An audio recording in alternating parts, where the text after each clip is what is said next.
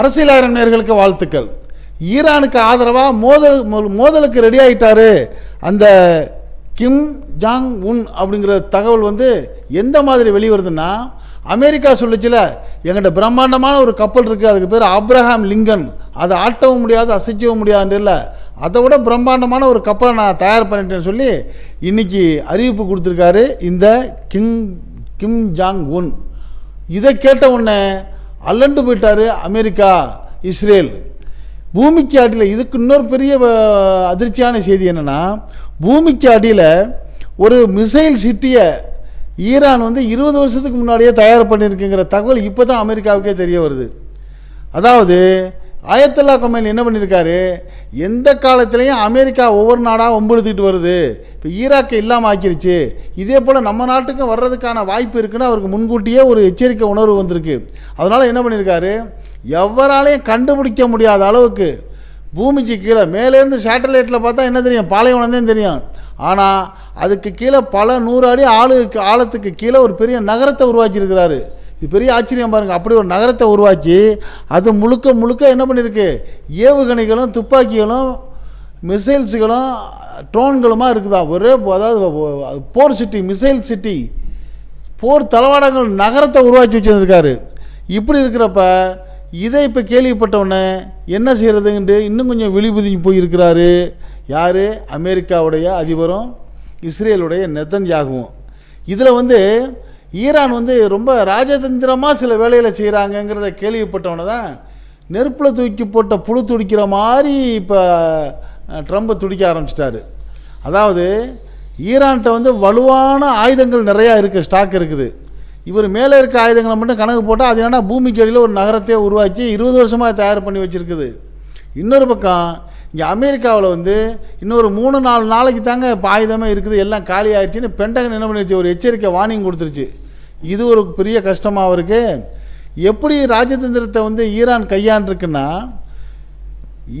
இந்த இஸ்ரேலை அமெரிக்காவை ஏமாத்துறதுக்காக இது என்ன பண்ணுறது, இந்த மீன் பிடிக்கிறதுக்கு புழு விடுவாங்கள்ல, அது மாதிரி ஈரானுக்கு மலிவான விலையில் சில ட்ரோன்களை செஞ்சு வச்சுருக்கு, சில ஏவுகணையில்.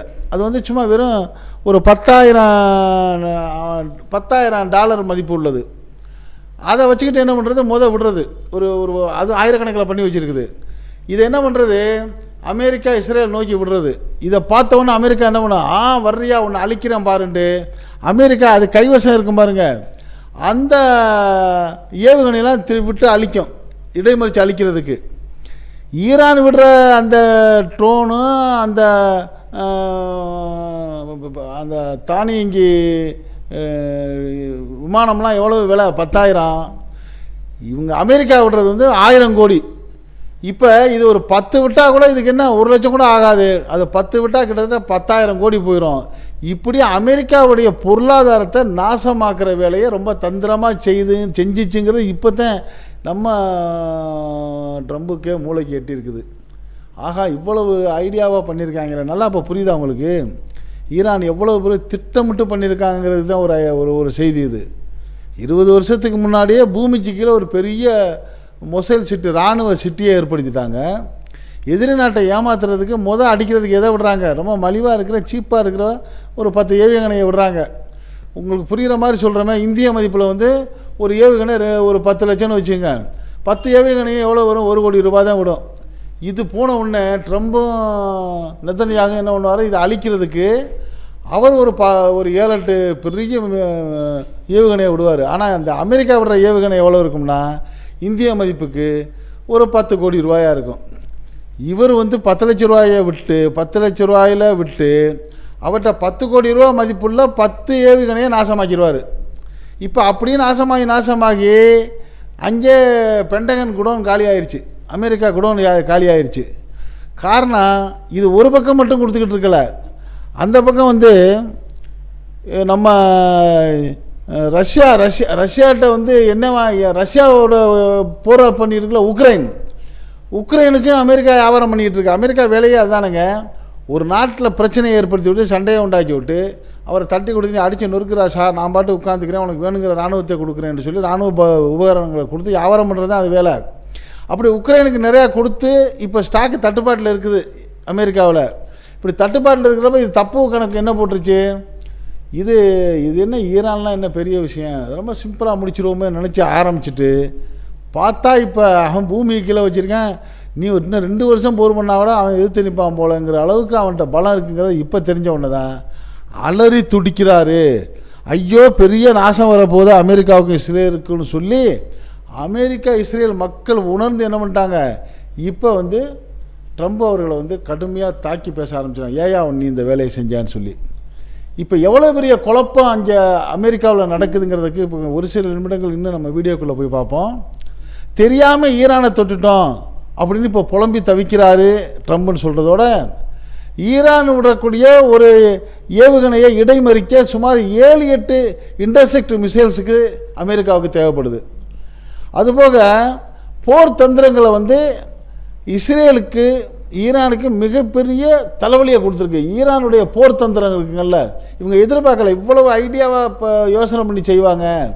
இவங்களுக்கெல்லாம் ஐடியா கொடுக்குற தலைவரை நம்ம போட்டு தாக்கிட்டோம்னா அப்படியே நிலை குலைஞ்சி போய் ஐயோ நம்ம தலைவர் போயிட்டாரு, ஒன்று போயிட்டாரு, இனிமேல் வழி நடத்த ஆள் இல்லையே, நம்ம என்ன செய்வோன்னு புலம்பிக்கிட்டு இருப்பாங்கன்னு ட்ரம்ப் தப்பு கணக்கு போட, நீ என்றைக்கா இருந்தாலும் நீ எங்களை அடிப்பாடி உன்னை விடமாட்டேன்னு சொல்லி 20 வருஷத்துக்கு முன்னாடியே ஒரு இராணுவ தளத்தை ஏற்படுத்தினதோடு அடியில் அண்டர் கிரவுண்டில் பண்ணதோடு இல்லாமல் இராணுவ ஜாமான்களை வாங்கி குமிச்சிருக்கிறாங்க ஈரான். அதுக்கு அவங்க என்ன பண்ணியிருக்கிறாங்க, சீனாவுக்கு எண்ணெயை கொடுக்குறது, இங்கே தான் எண்ணெய் அப்படியே ஊறுறதை அள்ளி கொடுத்துட்டு இதுக்கு பூரா நீ இராணுவ தளவாடமாக கொடுயான்னு வாங்கி வாங்கி வாங்கி குமிச்சிருக்காங்க. இது இந்த கூறுகட்ட அமெரிக்காவுக்கு தெரியலை.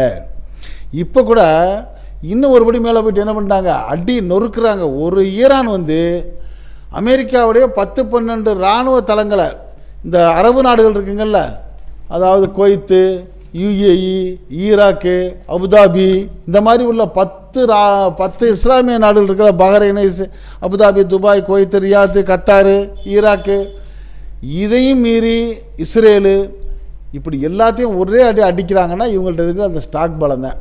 இது 1வது பாயிண்ட். 2வது பாயிண்ட் என்ன பண்ணிட்டாங்கன்னா, இந்த ஹார்மோஸ் ஜலசந்தி இருக்குல்ல, அதை பிரேக் அடிச்சிட்டாங்க. யார்? ஈரான். இது ஏன் கண்ட்ரோலில் இருக்குது, இதை தாண்டி எவனாச்சும் வந்தால் போட்டு தள்ளிடுவேன்ட்டார். இப்போ என்ன பண்ணுச்சு, நூற்றுக்கணக்கான கப்பல் அங்கே நின்றுக்கிட்டு இருக்குது. அந்த பக்கம் உள்ளது இந்த பக்கம் வர முடியல, இந்த பக்கம் உள்ளது அந்த பக்கம் போக முடியல. பொருளாதார தட்டுப்பாடு, எண்ணெய் தட்டுப்பாடு, விலைவாசி உயர்வு, இன்னும் 10 நாள் 20 நாளில் எண்ணெய் காலியாக போயிடும். என்ன பண்ணுறது, எல்லா நாடும் தள்ளி இறங்கி வச்சுட்டு இருக்காங்க. இந்த நிலைமையில் பாருங்கள், இந்தியாவை ட்ரம்ப் என்ன மிரட்டினார் ஒரு மாதத்துக்கு முன்னாடி, நீங்கள் இதில் எண்ணெய் வாங்கக்கூடாது ரஷ்யாட்ட, எங்கள்கிட்ட தான் வாங்கணும் அப்படின்னு சொல்லி மிரட்டி அதுக்கு ஒரு ஒப்பந்தம்லாம் போட்டார். என்ன காரணமோ தெரியல, மோடி அவர்கள் அதுக்கு ஒத்துக்கிட்டாங்க. ஒத்துக்கிட்டு என்ன பண்ணிட்டார், நாங்கள் இனிமேல் ரஷ்யாட்ட எண்ணெய் வாங்கலை சாமி, நீனே கொடுண்டாரு. இவர் கொடுத்துக்கிட்டு இருக்க 10 நாளில் போர் வந்துருச்சா. இப்போ அமெரிக்காவுக்கே அங்கே எண்ணெய் இல்லை, அவர் எங்கே அவர் இந்தியாவுக்கு சப்ளை பண்ணுறது. இப்போ உத்தரவு போடுறாராம் யார், ட்ரம்ப். என்ன உத்தரவு போடுறாரு, நீ 1 மாதத்துக்கு ரஷ்யாட்ட வாங்கிக்க. அது எப்படி கொடுப்பேன், ரஷ்யா தான் வருஷக்கணக்கில் இந்தியாவுக்கு என்ன கொடுத்துக்கிட்டு இருந்தான். அப்படிப்பட்ட ரஷ்யாட்ட நீ வாங்கக்கூடாதுன்னு எதை வச்சு நீ அவர் மோடியை மிரட்டினியோ தெரியல, உன் மிரட்டலுக்கு அவர் கட்டுப்பட்டார். சரி, அப்போ நீ இதை என்ன கொடுக்கணுமா இல்லையா. இப்போ என்ன கொடுக்க முடியலை, ஹார்மோஸ் ஜலசந்தி வழியாக தடுத்துட்டான் ஈரானு. நம்மளுக்கே என்ன இல்லையே, நம்ம என்ன பண்ணுவோம், நம்மள்ட்ட இருந்த ஆயுதம்லாம் காலியாகிடுச்சு, பணம் பூரா செலவாயிருச்சு. அதாவது 130 லட்சம் கோடி ரூபாய் செலவாயிருக்காங்க இந்த அமெரிக்காவுக்கு இந்த 7 நாள் போர்லையே. அப்போ இன்னும் 4 நாள் என்ன ஆகும், ஒட்டுமொத்த அமெரிக்கா பொருளாதாரமும் காலி ஆயிரும்ல. இப்படி இருக்கிறவங்க நான் இங்கே இந்தியாவுக்கு எங்கேங்க என்ன கொடுக்க போகிறேன் அப்படின்ட்டு இப்போ அவர் நண்பர் மோடிக்கு ஃபோனை போட்டு ட்ரம்ப் பேசுகிறாரு. ஐயா, என்னால் எண்ணெயெல்லாம் கொடுக்க முடியாது, என்னை நம்பிக்கிட்டு இருக்காத, நீ ரஷ்யாட்ட வாங்கிக்கன்னா, ரஷ்யா என்ன இழிச்சா வேணாண்டா நிறுத்துறதுக்கும் கொடுண்டா கொடுக்குறதுக்கும். சரி, இந்தியாவுக்கு தான் யோசனை வேணாமா, இப்படி சொல்கிறதெல்லாம் நம்ம கேட்டுக்கிட்டு, அமெரிக்கா சொல்கிறதெல்லாம் கேட்டுக்கிட்டு நம்ம ஆடினோம்னா நாளைக்கு பிரச்சனை வருமேங்கிற ஒரு யோசனை இல்லாமல் ஒத்துக்கிட்டதோடைய விளைவு இப்போ இந்தியா கேட்டால் ரஷ்யா என்ன கொடுக்குமா, இல்லை அது புதுசாக கண்டிஷனோடு போடலாம். என்னையா வேணான்ட்டு போன அமெரிக்காவோட இப்போ திடீர்னு கேட்குறா, சரி தர்றேன், 1 வருஷத்துக்கு உத்தரவு போடு அப்படின்னா அந்த 1 வருஷத்துக்கு உத்தரவு போடுறதுக்கு அமெரிக்கா எஜமான் ஒத்துக்க மாட்டார். 1 மாதத்துக்கு தான் வாங்கணுமா. அப்புறம் இவர் தருவாராம். அவர் நினச்சிக்கிட்டு இருக்கார் 1 மாதத்தில் போர் முடிஞ்சிருந்து. ஆனால் ஈரான் சொன்னது முடியாது, பள்ளி தீர்த்துட்டு தான் அப்புறம் அடித்து நொறுக்கிட்டு தான் அப்புறம் பேச்சுவார்த்தைங்கிறாரு. அப்போ அது எத்தனை வருஷம் ஆக போதே தெரியல. ஏன்னா ஈரானுக்கு வருஷக்கணக்கில் போர் பண்ணி ஒரு பயிற்சி இருக்குது. ஈரான் ஈராக்கு சண்டை 7 வருஷம் 8 வருஷம் நடந்துச்சு. அமெரிக்கா 6வது நாள் 7வது நாளில் கதி கலங்கி நிற்கிது. ஈரான் வந்து இது மாதிரி வருண்டு அவங்க எல்லாம் தயாரில் இருக்கிறதுனால அமெரிக்காவை முடிச்சுவிட்டு இஸ்ரேலை காலி பண்ணிவிட்டு இப்போ இஸ்ரேலே இல்லைங்கிறாங்க. இஸ்ரேலில் எந்த தெருக்களும் இல்லை, எந்த வீடுகளும் இல்லை, எந்த அலுவலகமும் இல்லை, அந்த இஸ்ரேல் பிரசிடெண்ட் ஆஃபீஸ் இல்லை. இஸ்ரேலை பார்த்தா இப்போ பாலஸ்தீனத்தை பார்த்த மாதிரி இருக்கிறாங்க. இப்போ ஃபோட்டோ எடுத்து பாலஸ்தீனத்தை ஃபோட்டோ எடுத்து இதுதான் இஸ்ரேல்னு சொன்னால் அதே மாதிரி தான் இஸ்ரேலும் இப்போ அங்கே இருக்கான். அந்த அளவுக்கு மோசமான நிலை இஸ்ரேல் ஆக்கிருச்சு ஈரான், சின்ன நாடு.